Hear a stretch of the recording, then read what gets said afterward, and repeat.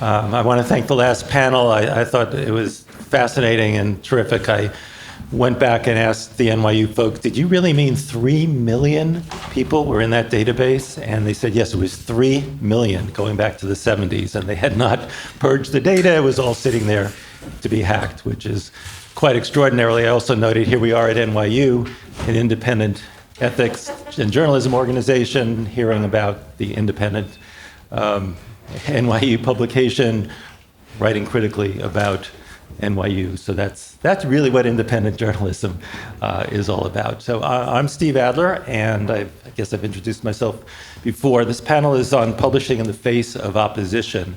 That's not something new. It's clearly we're in a difficult period on that, but going back to John Peter Zenger and before, journalists have always faced opposition.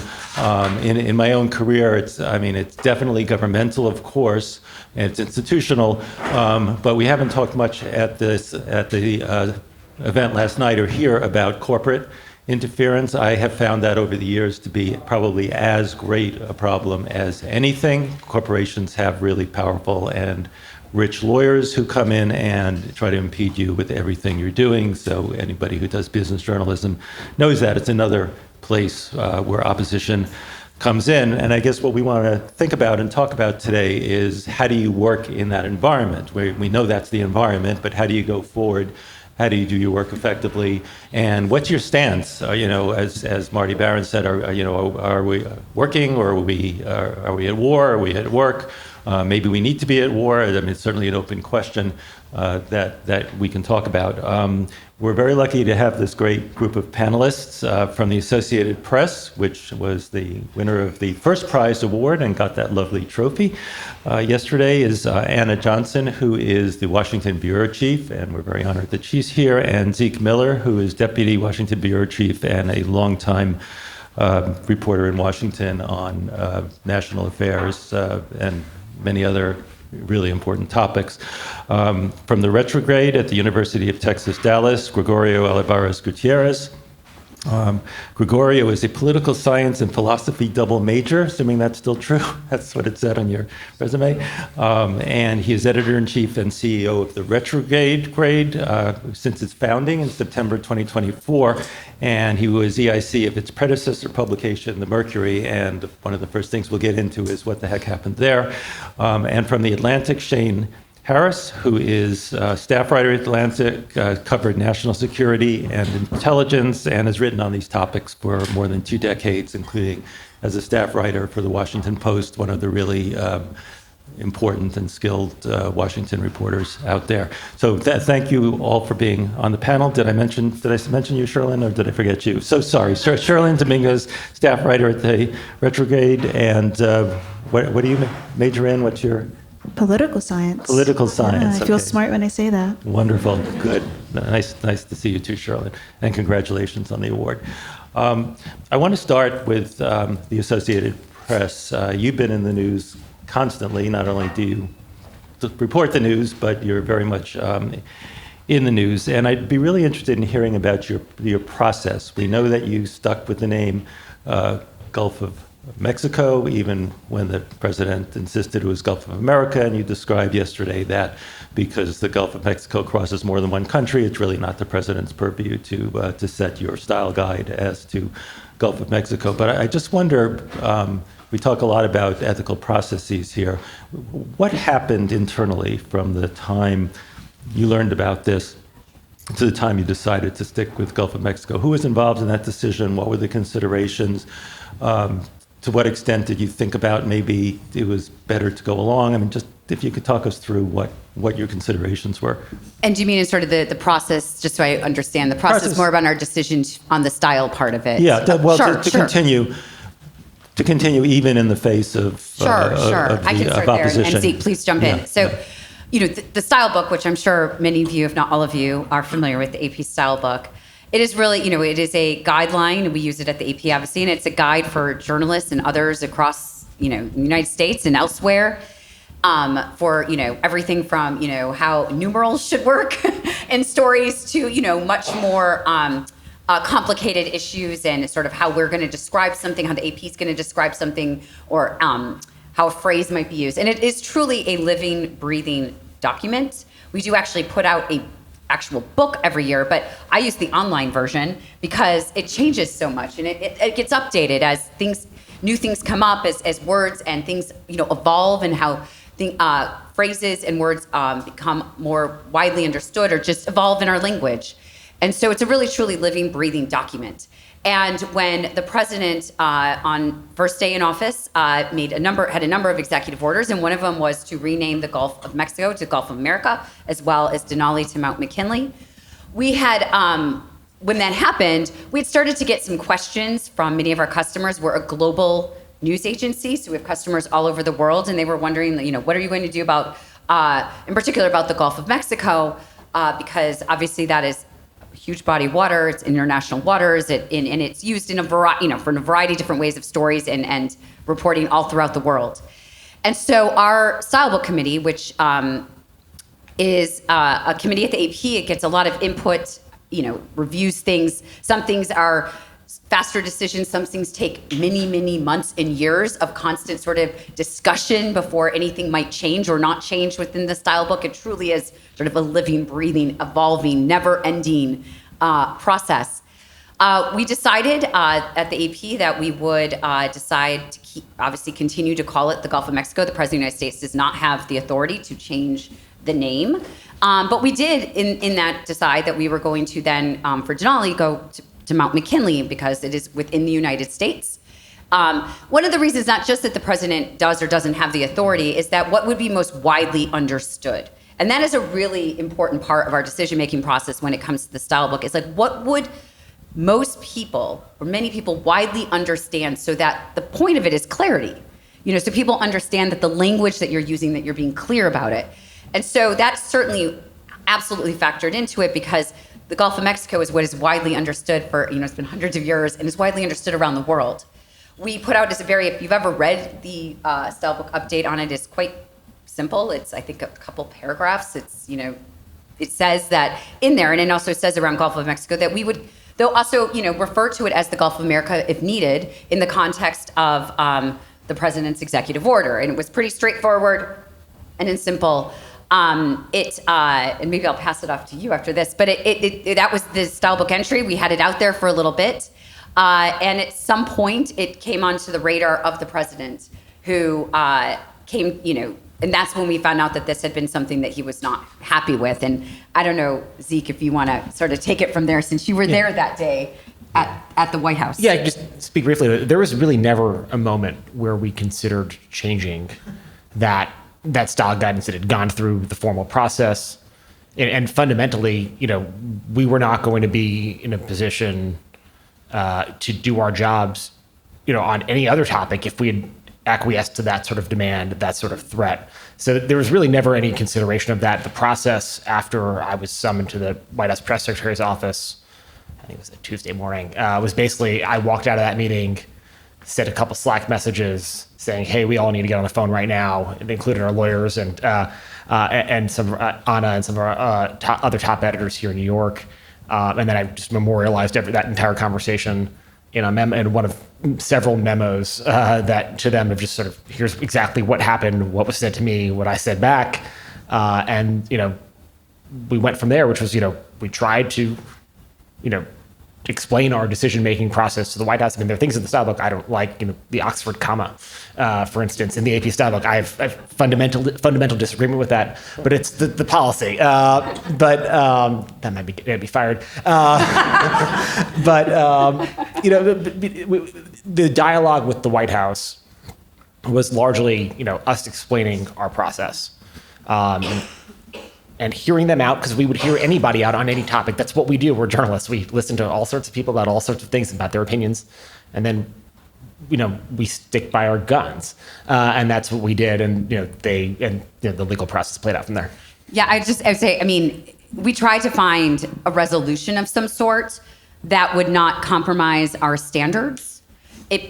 In that process, it became pretty clear that the only option, from the White House perspective, would be for the AP to change its language. And we knew that we could not do that. It wasn't really about the Gulf of Mexico. It was that if you change your language, where does that end.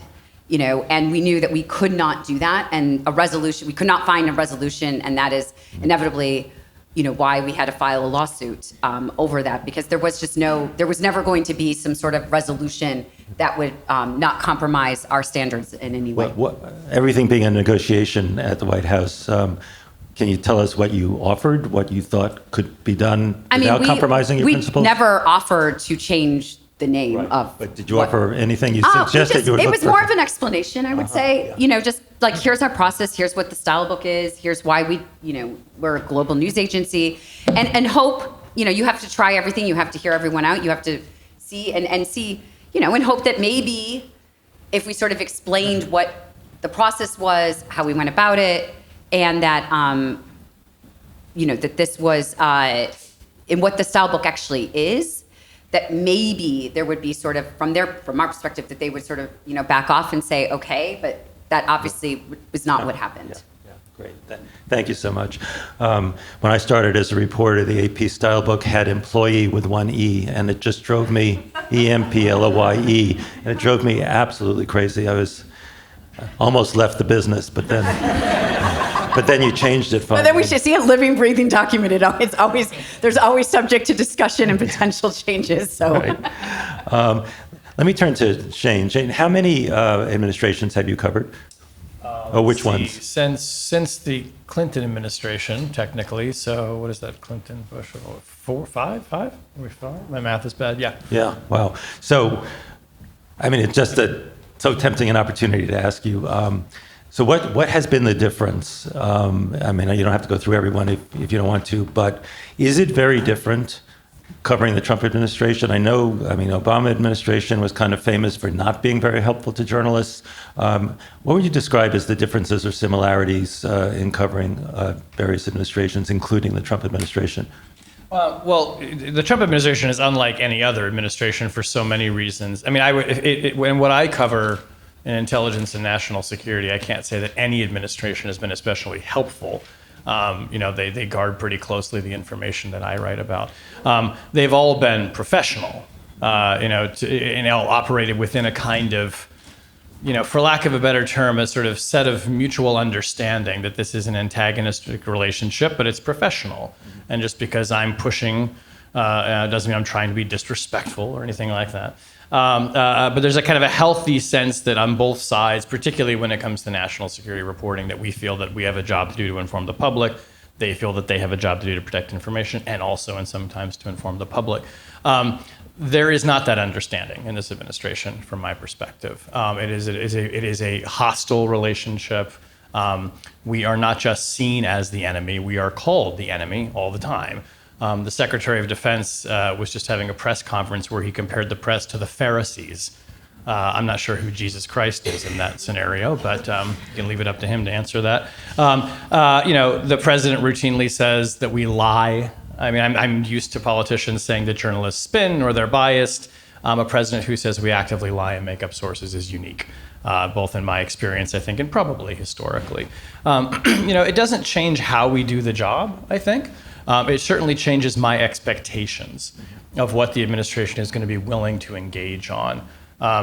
In terms of willingness to be open about intelligence operations, to an extent, or intelligence policy, national security policy, the Biden administration was unusually open in my experience, and I think that's down to the people who were running the intelligence community at the time.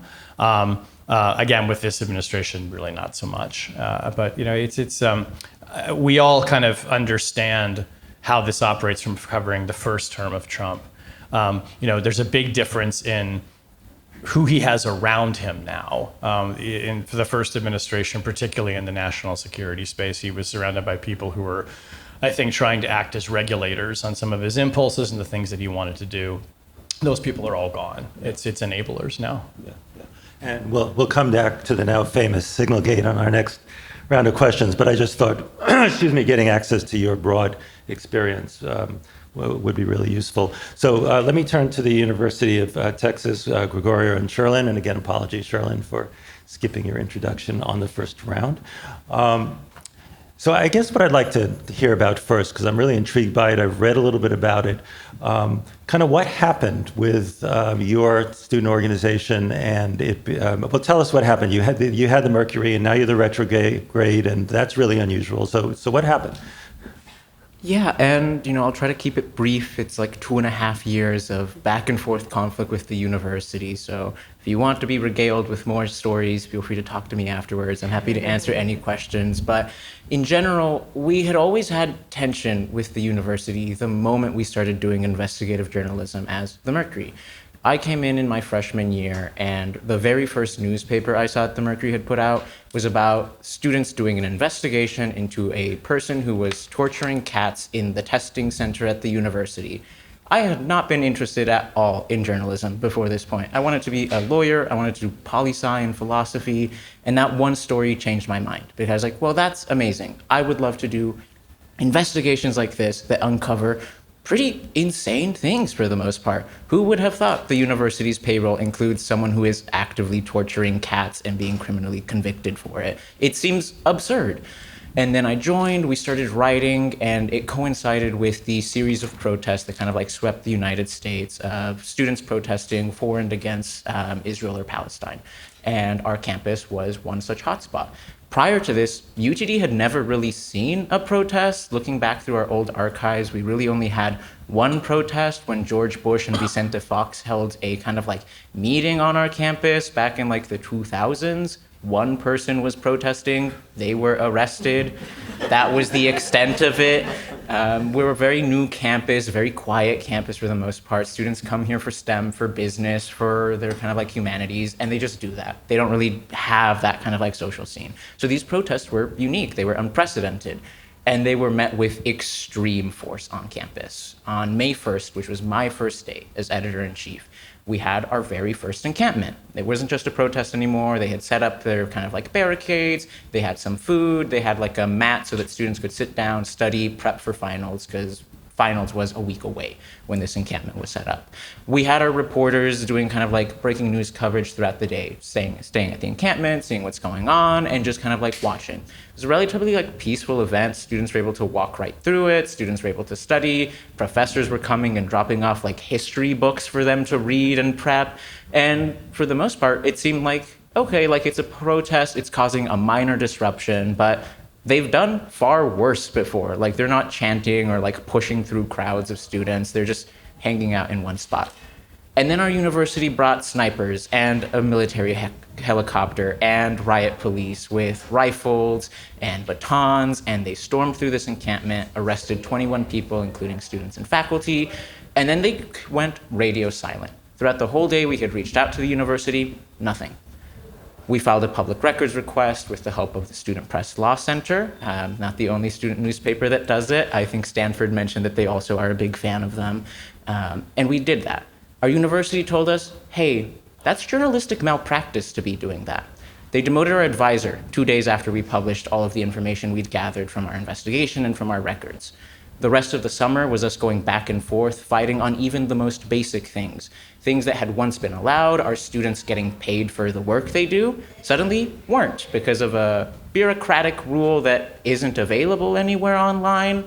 This all kept escalating and escalating come the fall semester 2024. We're brought into our very first meeting with our new advisor. And in that meeting, she tells us that unless we're doing prior review, we don't get to travel to any more conferences. We don't get to learn about anything of journalism, and that's because she can't make so-called business decisions if she's not doing prior review of our work, which we had never allowed before. And in that meeting, I might have given them an idea because I said, so long as I'm editor-in-chief, we're not doing prior review. 2 weeks later, I was fired as editor-in-chief. My staff, they'd been with me through all of this. I invited them to the meeting where I was gonna get fired. I was like, hey, if you wanna listen to it, feel free to join me. They did. We kind of like went to a Thai place after I got fired, sketched up our plan of like, well, what are we gonna do? We wrote like the draft of what would become the Retrograde on napkins at Zena's at 2 a.m. And then within 2 weeks, Retrograde was up and running. Within a month, we had registered as a nonprofit in Texas. Texas has very loose corporation laws. It was way too easy to become one, if I'm being honest. And then we spent the next year becoming what we are now, a 501c3 organization. And we've just been pumping out journalism since then, with multiple conflicts with the school since then. They really don't like us covering anything. Not even the squirrels on campus. I wasn't expecting to get stonewalled on that. Right, let's stick with your team. And Sherlyn, maybe you could just tell us a little bit about the story that you won for and what what were the challenges, what with your source who had a gag order, and just kind of tell us a bit about the story. Remind those of us who were here last night. Of course. So for our story, we wrote about the Title IX process at the University of Texas at Dallas. The Title IX process is the kind of format for people who have experienced sexual assault, sexual abuse, for them to go through whenever they want to report something on campus. It should seem like something that's pretty straightforward. You go and report it. You should hear back from the university and get the help that you need. Unfortunately, as we were covering it, we realized that that wasn't really the case.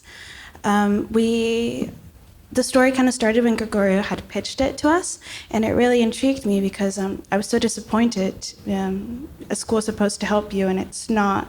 The main person that we were doing our story on, I think it was mentioned last night, she was on a gag order. She wasn't able to talk about her experience, her story. She had to go to Mexico to really let out everything that had happened. Because she was on a gag order, there was a lot of things that we could write about and that we couldn't write about. We had also talked to someone who had experience with the Title IX process, but on the faculty side, and it was very disappointing to hear about that process also. Throughout the kind of time frame that they had given us, there were only really 2 or 3 that had really had abusers get the repercussions that were needed. As we were writing about it, we compared our university to other larger universities, specifically UT Austin, and we realized it really is just a UTD issue. We severely were underreporting, and we weren't following up with the victims that had filed reports. Yeah, and that was one of the most impressive parts of the report, taking your own situation. I think on many campuses, people are very focused on their own campus, and they're saying, well, this is the center of the universe, and we're going to write about this. But to go out and look at peer campuses and find and do the data work that showed that UTD was actually trailed all the peer universities significantly was a great way of kind of verifying and making your story bigger than just the individual circumstances. And so that was incredibly impressive. When you say gag order, what exactly do you mean? The university did what that got her to sign something? I mean, what happened? Yeah, I can talk about that. I was the person who kind of like primarily led our kind of like work with the student, Zaina Assad, who wanted to come forward with her story. And she provided us with all of the documents of the Title IX process. We opted not to publish those because the way that the Title IX office at UTD works, they take you in for like a year. There's all of these forms, all of these emails. It's all very bureaucratic. And then when the process is concluded, when the university's made a decision, they ask everyone to kind of like sign on to say that the kind of like thing is done. And in that document she signed, it also said, you're not going to speak about this anymore, like it's concluded. And did she know that that was there, or did she sign told it us that she did inadvertently? not know that was there until afterwards, and that caused her a lot of issues because the resolution was not in her favor. They decided, yeah, we're not going to do anything about your alleged abuser. You can keep going to classes with them. You can keep going to events with them. That's not going to be an issue. We're not going to enforce anything around that after this whole year-long process. So for her, she wanted to bring this up to people in her classes. Like, can I be separated from them? Can I like maybe move to a different thing?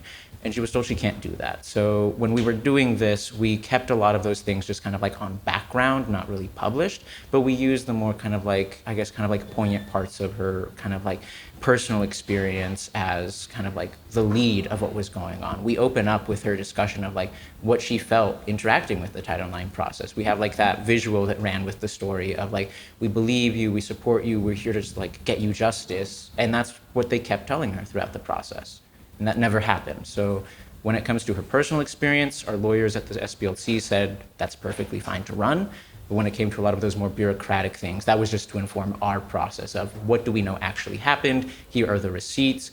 But we're not going to publish those because we don't want to risk her getting expelled or put on suspension or any other sort of like administrative action UTD could take. It's really impressive work. By the way, there'll be a question and answer session, but I'm also a big believer in asking questions when you have them, and I don't think anybody minds interruptions. So as we go along, you can raise your hand, and we've got, I think Bella's with the microphone. Okay, Arlene's got a question? Yeah. We'll just get the mic.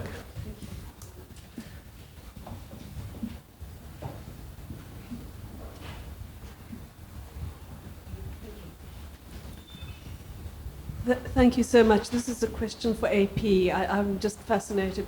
The style guide, it's more than a guide, it's a Bible for basically many newsrooms. So one part of the question is, what kind of feedback did you get from your clients? Did you get people saying, look, we can't afford to do this given the administration's reaction, we're going to just deviate from the guide on this point?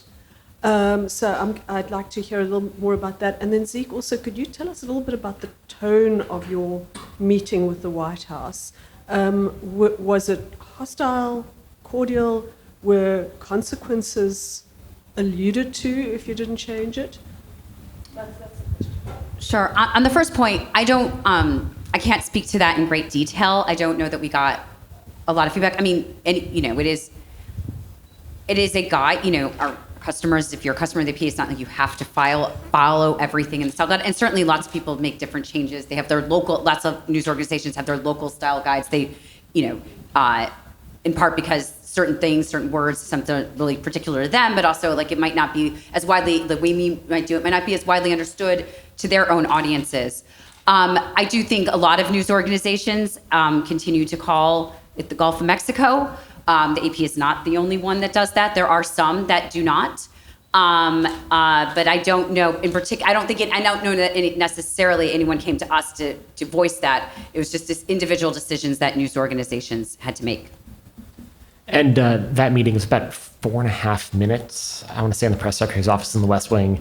And there were direct consequences alluded to. It's about 11:30 that morning, and the president was supposed to be having an event in the Oval Office around 2:00 where they were expecting the White House pool to be brought in. And AP's journalists were expecting, like they had been since the invention of the White House pool, to be part of that event that afternoon. And I was explicitly told that we would not be permitted to cover that event if we had not altered our style guide by that time, so just 2.5 hours from then. Did other news organizations help you? In other words, make their wires available, make their material available? Was there any solidarity, with Reuters or other news organizations, just to make it as if you were in the room? There's no substitute for being in the room, and all journalists know that. I mean, you're dependent on other people's observations, and yes, we were able to. We benefited from the collegiality of other news organizations, and some of them also then faced adverse consequences as the White House took over the press pool, which had been run historically by the White House Correspondents Association, and the White House took it over and changed the composition of it that adversely affected particularly the news wires. And so there was some collaboration, but there's really no substitute for being there. And there are things that you miss and you will never see. And it's hard. It's a little bit like proving a negative. I can't tell you exactly what we would have missed by being in a room, particularly on the text side for photos. I mean, it was very easy to tell when our photographers were not permitted to be in the room when that sort of infamous blow up happened in the Oval Office with President Zelensky. We had a Ukrainian videographer who came in, but just it's his first time in the Oval Office, and our White House photographers who are there every day and sort of know the space weren't permitted to attend. And our photos that day, and it's well documented in the court record, were just not up to par compared to our peer organizations. And that's just one example. On the tech side, there are myriad ways which our report suffered, and we worked to mitigate that risk, that harm. But it's hard to know exactly what we missed. And I think to note just a couple of things, since the court case has now been going on more than a year, and after a federal judge ruled in our favor, our photographers were allowed back into the pool. They do help us on the tech side quite a bit. That is beneficial. It's still not the same though, because they're also shooting photos and they've got their job that they need to do. And I think that for us that there's just been that change. And then Zeke talked about it, since that as well, the White House has changed, dramatically many parts of the White House pool, not the entire thing, but many parts of it. And including not having sort of the wires, which is the AP, Bloomberg, and Reuters in every day, as had been traditionally and done for quite a long time. And I think one of the things that's really important and why we feel, us being there is so important, of course not to do something that would compromise our standards, but it is important because we are not there just for the Associated Press. We're not there just to cover it for the AP so that, our audiences on AP News can see our coverage that day of our coverage of the presidency. We're there on the behalf of our customers who are all over the United States and all over the world who rely on us to do that. So it is, in essence, by the AP not being there and inside the room, it is our customers, our audiences all around the world have really had, that has been sort of another effect of that decision. And share with us, because I lived in that world, roughly how many news organization clients you have, just to get a sense of the reach of this. Oh, there's so many, and it really varies. It's thousands, right? Yes, I mean, It varies all around the world. In the United States, it's all different kind of news organizations, from many of those represented at this from the Collier Awards to, we're talking, newspapers, radio stations, TV stations. We have lots of nonprofit newsrooms across the United States. And then globally, it's everything from the biggest broadcasters globally to newspapers everywhere to digital sites everywhere, who rely on the AP's coverage every single day for their own audiences, for their own readers, for their own viewers. It's billions of people interact billions with of people right. see Yeah, the AP yeah. every day. Let's take one more question, then I want to ask some more questions of Shane, and then we'll open it up more broadly, and a total of maybe 10 more minutes. Yeah, go ahead. Yes, hi. So my professor at Princeton, she was the communication director for Biden's wife. And she mentioned it to us, one of the strategies she used it to get with journalism, especially for breaking news, whatever. And she mentioned, the after hours where, she would see with journalists and try, to get in touch, whatever. And you just mentioned the difference between the Biden and Trump, and how the circle are different, and how this circle is less accessible than the other one. So I would like to know what strategy do you use to break into this circle, and if, let's say that you don't use any strategy, what approach do you use?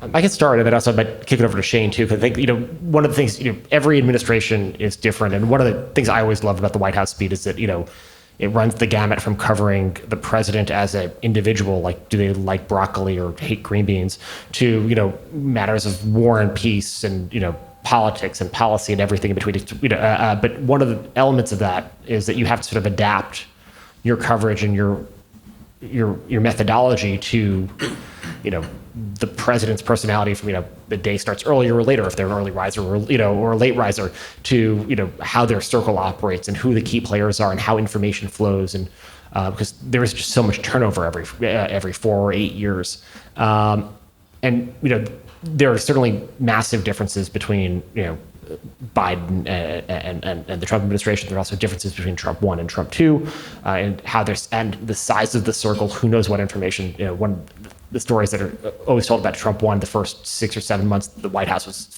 severely factionalized between traditional Republican, sort of the globalist crowd, and then the MAGA purist crowd. And they were all fighting each other. And you'd get 2 different White House officials from 2 of the camps to tell you something, and it wasn't true because they were both ganging up on the third. And you just had to understand those dynamics and adjust. The rhythms of every administration are a little bit different. And, it's one of the things I loved about the beat is kind of reinvented itself, every 4 or 8 years. But I don't know if Shane. Yeah, I mean, in covering the intelligence agencies, it's a bit different in that So they don't have like a press room where we go the way at the White House that they do, where reporters show up. We don't go to CIA headquarters every day. We don't go to the DNI headquarters. So our access to them is more limited in that we don't see them all the time the way our colleagues at White House or previously at the Department of Defense used to before many of them were thrown out. We depend, I think, a lot on their willingness to engage sometimes with the press. So in the Biden administration, the CIA director and the DNI and their aides would frequently sit down and meet with journalists on background or off the record. Sometimes they would give us subject matter experts to talk about like the war in Ukraine or what was going on in China or with terrorism. And so there are those formal engagements, right? This administration doesn't do those. And then there were informal arrangements, right? You had sources. I mean, sometimes people who are authorized to talk to you, sometimes people who are not. We call those the best sources. And you just kind of had to, I mean, Zeke is right. It really does change with the temperament of each administration, and it kind of is set from the White House on down. I think one of the reasons why Secretary Hegseth, for instance, is so overtly hostile to the press is I think has something to do with his own view of the press, but because he thinks that makes the president happy. So a lot of people are taking their cues kind of from the top. In the Biden administration, it was interesting in that you had such very skilled, big personalities running the intelligence community. Like Bill Burns was the CIA director, who was one of the most experienced diplomats in American history. Nobody was going to tell Bill Burns what he could and couldn't do in talking to journalists. So there's a bit more independence there. Whereas in the current arrangement, John Ratcliffe, who is the CIA director, is, I think, much more a kind of a political ally of the president and is kind of going with the flow that the administration sets. Independent thinkers. What's that? You want to say independent, you mean independent thinkers? I think, yeah, independent thinkers, but also operators in the sense that, I mean, the DNI, well, the DNI is a different story.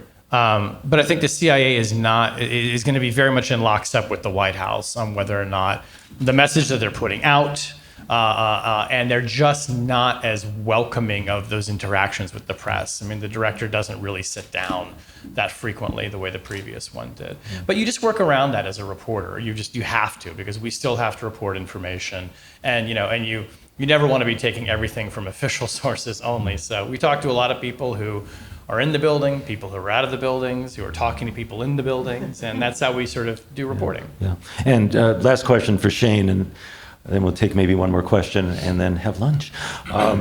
So I don't want to give short shrift to the so-called Signalgate. I think people know about it really well because it's gotten so much publicity that the editor-in-chief, Jeff Goldberg, was invited into a Signal chat where high-level national security officials were having high-level national security discussions about an impending strike on Houthi militants. I thought the most controversial thing that you folks did, and so I want to just hear you talk about that, was releasing the transcript after you said you weren't going to release the transcript. So how did you make that decision, and were there true national security implications to releasing it? Yeah, so it's a great question, and it was a big part of the process because you're right, there was a pivot, and it happened pretty quickly. So when Jeff was added to the chat, and then once we determined that it was in fact real, and the way we determined that it was real was because bombs started dropping on Houthi targets at the time. Pete Hegseth would be dropping bombs on Houthi targets. Up to that point, we were not 100% sure that it was not a hoax, although it would have been quite an elaborate one if it were. So at that point, Jeff's comment to me, and I think I was one of the first people he talked to after he got added, was, if this is real, we're going to write about it. And what that means, when you are writing about classified information, which this obviously was and was later officially determined to be, is that you have to evaluate and do the balancing test of the public's need to know and right to know information versus the risk to national security operations. And in Jeff's position on this, it helps that it's also mine, but he was in charge, is that I am not going to report on something that risks the lives of U.S. forces or anyone for that matter. There are ways to write about intelligence operations in such a way that they are not so revealing that they're disruptive, but they're still informative. And we were just applying those same standards. Now, the mission was finished. Right? I mean, Jeff did not tweet about it or write about it as it was ongoing. So you might ask, well, what's the danger in just reporting all the information? Like, it's over, so what's the problem? But there were text messages in there that were revealing of sources potentially on the ground that the CIA was using, ways that the intelligence community was determining where certain people were. Those operations could presumably still be active. That kind of information tends to fall in the category that gets much closer scrutiny. You have to have a higher bar for publishing. So there was still risk, I think.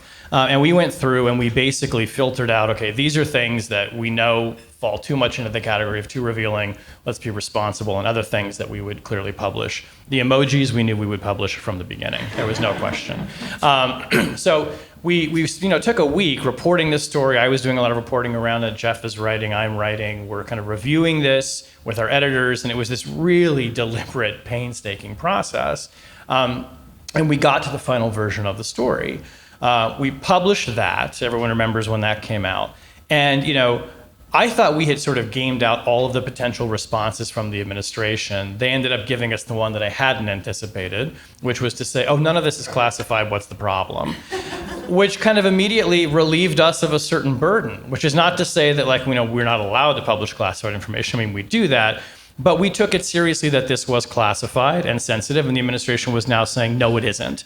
So that kind of changed things. But then importantly, they said that the Atlantic was lying to people about what was in the texts, that we were misleading people. So our calculation was that if the administration essentially said, no big deal, and they're lying, they left us no choice but to publish everything.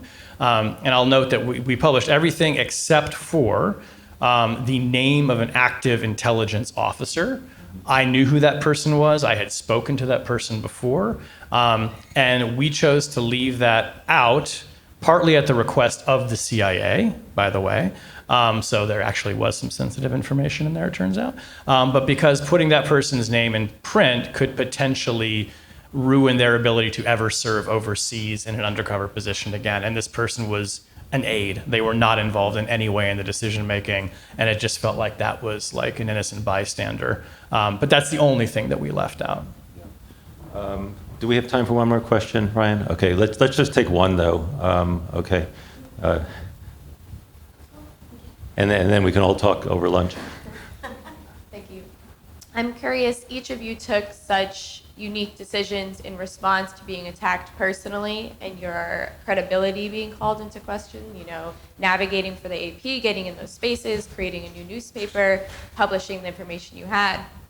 After taking those decisions and now looking back at it, how do you feel it prepared you for the next time that this inevitably happens to you or one of us in the audience? And what lessons do you feel like you learned from it about how you will navigate it or advise someone else to navigate being called into question at such a high level by the government? Okay, let's get a couple of people to answer. So anybody who wants to, feel free. Sure, I guess I can answer as a student. The first time we got that kind of response from the university of oh, what you're doing is wrong, don't do this kind of publication. It was scary. We were still the Mercury, we were still fully funded by the university, we existed at their whim and pleasure. And then it happened again, and then it happened again, and it happened again. And at this point, I was news editor of the Mercury. So I was okay, this is kind of they're not even giving us news. They're not responding to our emails. What is the point of this? They let us print. Cool, awesome. So there was already this frustration with the relationship that existed there, us being so dependent on someone who was actively hostile to the concept of transparency and accountability. So when they fired all of us, it wasn't a big deal because for the most part, we are the ones who run the whole newspaper. We're the students behind it, so we might as well actually be the ones running it without having to fear that we're going to get called into a 2-hour-long meeting where we're just told that news is malpractice for some reason because we made a bad headline for the school. I'm sorry you did something bad. And now we just keep publishing here's all of the emails. Whoopsie, how did we get that? Because we were in the email chain. I don't know why you put us in that email chain if you didn't want us to publish it. We're journalists. We keep getting public records, we keep getting emails, and Texas is a one-party consent state, so we also keep getting recordings. And it's just that sort of thing of we stand by our facts, we have our factual evidence. A few weeks ago, was sending an email to an administrator, and it was just lie after lie in their email. And I was look, we have the recordings. We have the information. You can believe whatever you want, King, but this is what we're running because we have the receipts for it. I'm just looking for a statement. you can choose to lie if you want to. Okay. Who wants to take one last shot? Go ahead. I'll say, I think of three things to answer your question. First, sort of internally, when this happened to us at the White House, it really came as a surprise, complete surprise. And I don't think, we were, frankly, prepared for all of a sudden not being able to do the job in the way that we had always been doing the job for a long time. We obviously have had to adjust tremendously to how we do it. That was in real time, and those moments, and when you think back to those weeks and months, it was quite a lot. It has made, though, as a result, our whole newsroom has learned from that. I feel like it put us in a better position just from being sort of prepared for the idea that access or ways that you did things might change. So it helped us prepare in a sense when what happened at the Pentagon happened. We didn't know exactly that was going to happen or how it played out, and we were once again with many other news organizations, not allowed to cover the Pentagon from inside the Pentagon as we had been doing for so many years. It made us better prepared just to how else can we cover it? What do we do when we're not there? It also, I think, so it helped us build resilience, I think, within our own operation of, if something is to happen in the future, how will we handle it? We're better prepared for that. I think it also, we stuck by the journalism. I think for all of us, I think that is something that you hear repeatedly. We stuck by the journalism. We continue to produce really strong fact-based news reporting about the presidency, about the U.S. military, about whatever it is, and we're going to continue to do that no matter what. And we found different ways to do it, but we're going to continue to do that. And then I think thirdly, sort of also externally, I think for the AP, we're not used to being in the news ourselves. That is not, the AP is just not like that. We're used to doing the news, but not being the news. And it did have to, I think all of us have to adjust to how we need to sort of help explain why we've taken this position, why we filed a lawsuit. It's not about us and being in the pool per se. It really is about freedom of speech. And it's about not just the AP, it's about all other media, and it's about truly all Americans and really having that stance. And it really has, from just a news organization, making sure that we're explaining that as much as we can, because that's truly what this is about. Well, that's a great place to end. I want to thank this wonderful panel, Sherlyn, Gregorio, Shane, Anna, and Zeke. You're amazing. Your work was amazing, and this was really, really fascinating. So thank you all so much.